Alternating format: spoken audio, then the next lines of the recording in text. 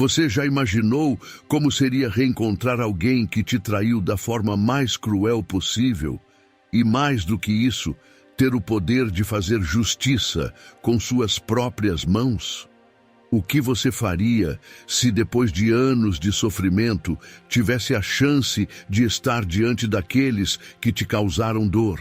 Se você acredita que o perdão é impossível em algumas circunstâncias, ou que não há como honrar aqueles que nos traem, essa história vai te fazer repensar completamente suas crenças.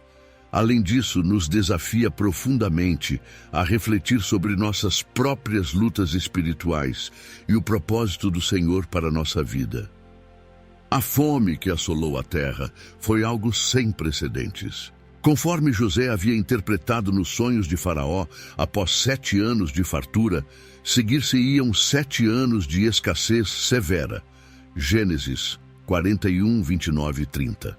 Quando o segundo período se instalou, não havia mais alimento, nem em Canaã, nem no Egito, a não ser pelo trigo que José sabiamente havia armazenado.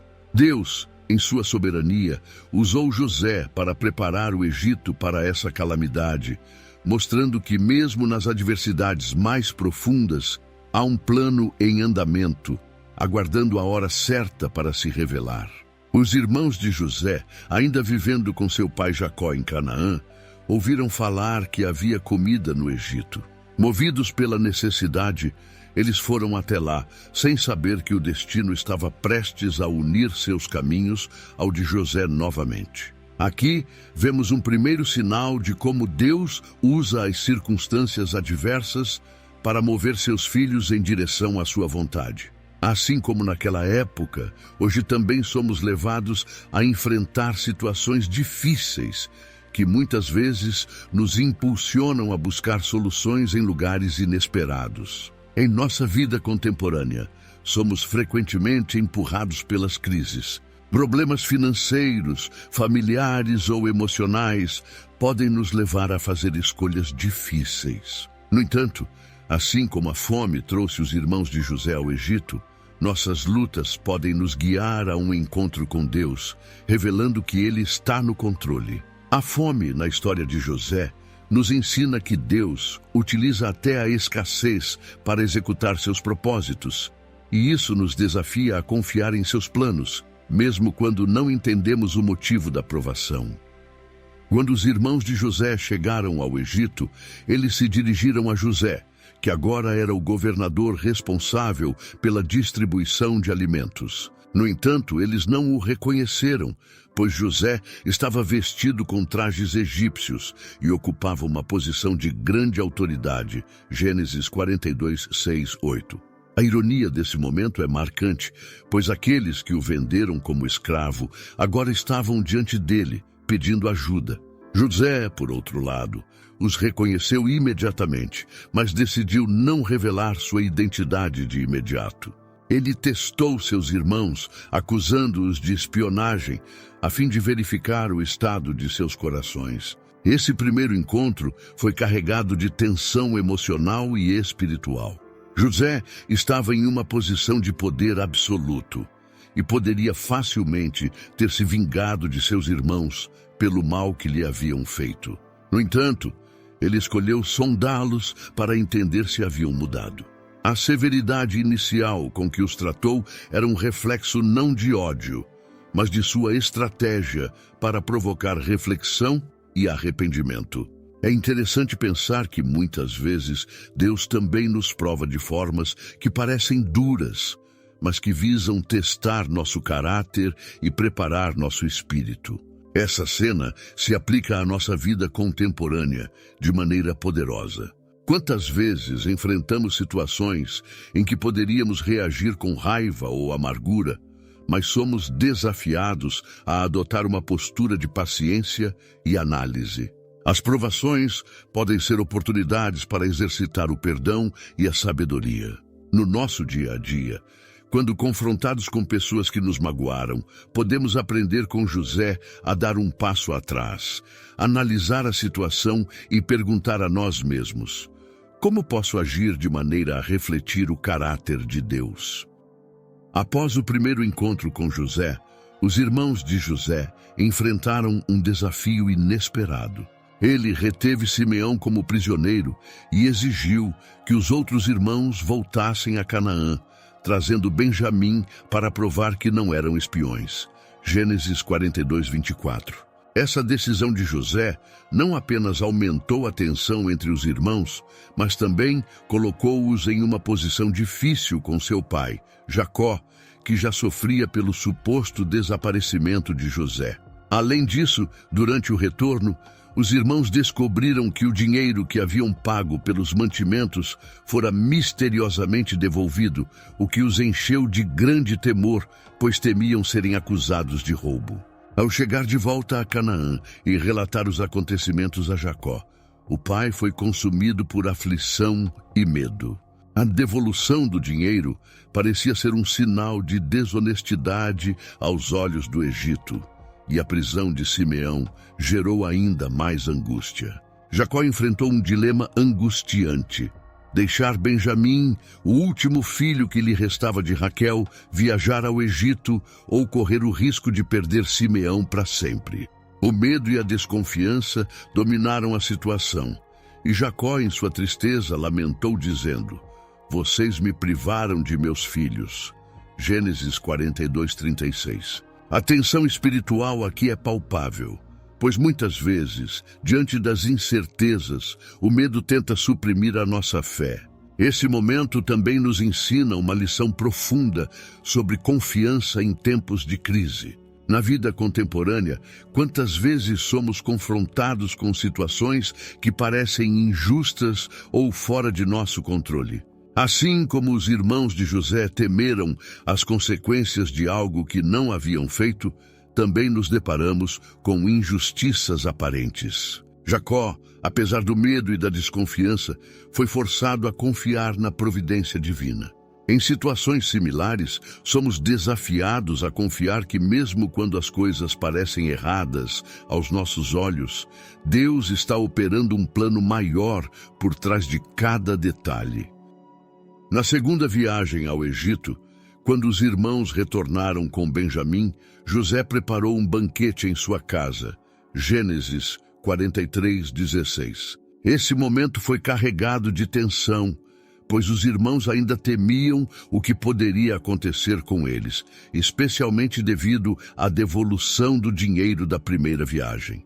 Ao serem recebidos na casa de José, eles tentaram explicar a situação do dinheiro, mas foram surpreendidos com a hospitalidade inesperada. José os tratou com uma gentileza desconcertante, ainda sem revelar sua verdadeira identidade. Era como se o contraste entre suas expectativas de castigo e o tratamento bondoso os confundisse, como muitas vezes Deus age conosco, dando-nos graça em vez de julgamento. No banquete, José colocou seus irmãos em uma ordem específica, dos mais velhos aos mais novos, o que os deixou ainda mais intrigados. Gênesis 43, 33. No entanto, foi Benjamim, o mais novo, que recebeu uma porção 5 vezes maior que a dos outros. Isso foi um teste de José para ver como seus irmãos reagiriam ao favoritismo. O mesmo tipo de situação que os levou a invejá-lo anos atrás. Essa atitude de José aponta para um perdão em construção, onde ele busca ver se o coração de seus irmãos havia mudado. O perdão, nesse contexto, não foi automático, mas um processo que exigiu testes e tempo. Esse episódio do banquete nos ensina sobre como devemos abordar o perdão em nossa vida. Não se trata apenas de esquecer o que foi feito, mas de um processo de cura e reconciliação, onde há espaço para o arrependimento e a restauração. Na vida contemporânea, quando enfrentamos conflitos e traumas com familiares ou amigos, podemos aprender com José a dar espaço para que as pessoas mostrem seu crescimento antes de liberar perdão pleno. E mais importante, que o perdão é uma escolha diária, guiada por um entendimento mais profundo dos propósitos de Deus. Após revelar sua identidade, José não apenas perdoou seus irmãos, mas os honrou de maneira grandiosa. Ele os acolheu com lágrimas, dizendo que não deveriam se entristecer ou se culpar, pois tudo fazia parte do plano de Deus para salvar vidas. Gênesis 45, 4-7. Com o coração cheio de compaixão, José providenciou o melhor para eles, enviando carruagens, roupas e abundantes provisões para que voltassem a Canaã e trouxessem seu pai Jacó para o Egito. Este gesto foi mais do que generosidade. Foi uma demonstração de honra e reconhecimento, algo impensável considerando o que havia ocorrido no passado. José, movido pelo Espírito de Deus, não permitiu que a amargura moldasse seu coração, mas usou seu poder para abençoar aqueles que o feriram. O impacto dessa reconciliação foi ainda mais profundo quando Faraó, ao saber da chegada dos irmãos de José, deu seu aval pessoal para que Jacó e toda a sua família se mudassem para o Egito, prometendo-lhes a melhor terra, a região de Gósen. Gênesis 45, 17 e 20. Faraó, que confiava plenamente em José, viu o quanto essa situação era importante para seu governador e não mediu esforços para garantir que sua família fosse bem recebida. Essa intervenção do faraó revela o favor de Deus sobre José, demonstrando que, quando estamos no centro da vontade divina, até aqueles em posição de autoridade secular são movidos a apoiar e abençoar o propósito de Deus em nossa vida. Quando os irmãos voltaram a Canaã e contaram a Jacó tudo o que havia acontecido, o impacto emocional foi esmagador. Jacó, já idoso e cansado pela dor de ter perdido seu filho predileto por tantos anos, mal podia acreditar. Ao ver os presentes e as carruagens que José havia enviado, seu espírito reviveu e ele disse: "Basta, meu filho José ainda está vivo, eu irei vê-lo antes que eu morra." Gênesis 45, 28. O reencontro com José era mais do que uma reunião familiar. Era a restauração de uma esperança perdida. Jacó, que acreditava ter perdido seu filho para sempre, viu o poder da redenção e do plano de Deus e prontamente decidiu ir para o Egito com o coração renovado e cheio de alegria. Na vida contemporânea, esse episódio de perdão, honra e restauração nos ensina uma lição poderosa sobre as batalhas espirituais que enfrentamos. O perdão de José foi o ponto de virada que destravou bênçãos inimagináveis para sua família, mostrando que a reconciliação abre portas para a intervenção divina. Assim como José, muitas vezes nos encontramos em situações em que poderíamos guardar rancor ou retribuir o mal com o mal. Mas Deus nos chama a perdoar e honrar, mesmo aqueles que nos prejudicaram. Quando optamos por esse caminho, liberamos o poder de Deus para transformar nossas vidas e as vidas daqueles ao nosso redor. Aplicando essa lição à vida cotidiana, podemos escolher honrar até mesmo aqueles que nos feriram, confiando que Deus transformará o mal em bem, assim como fez com José. Imagine se José tivesse escolhido guardar rancor, teria perdido a oportunidade de ser um instrumento de salvação para sua própria família. Da mesma forma, as mágoas e ressentimentos que guardamos podem nos prender, impedindo que alcancemos as bênçãos e o propósito que Deus tem para nós. Reflita, quem você precisa perdoar hoje? Quais são as feridas que ainda pesam no seu coração? Pense nas pessoas que te magoaram e considere a possibilidade de liberar perdão e graça sobre elas, assim como José fez. Lembre-se, o perdão não é apenas sobre a outra pessoa, mas também sobre você, sobre sua liberdade espiritual. Continue aprendendo sobre como vencer as batalhas espirituais e aplicar esses princípios transformadores no seu dia a dia. Inscreva-se no canal, deixe seu like e ative as notificações para não perder nenhum conteúdo. Cada passo em direção ao perdão é um passo em direção ao propósito maior que Deus preparou para você.